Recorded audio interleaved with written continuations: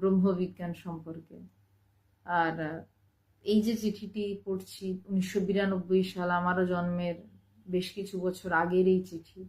তখন ফোন ছিল না, তখন চিঠির মাধ্যমে উপদেশ। তারও বেশ কিছু অনেকগুলো বছর আগের চিঠি নিয়ে আলোচনা হচ্ছিল। 1979 সালের চিঠি নিয়ে, শুক্রবার দিন নাগাদ ইন্ডিয়ান মক্স পেজে।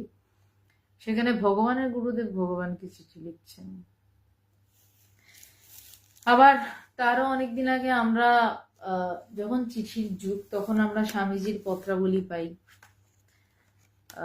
ঠাকুর অতটা লিখতে পড়তেন না, তো তাই সেই জন্য ঠাকুরের মুখের কথাটাই বেশিরভাগ পাওয়া যায়। আসলে গুরুর পায়ের নিচে বসেই মূল আধ্যাত্মিকতা হয়, এটা সত্যি কথা বলতে। যখন উপায় থাকে না তখন ফোন এবং চিঠি। তবে যে ঠিক ঠিক আধার সে ফোনেও ধরতে পারে, চিঠিতেও ধরতে পারে।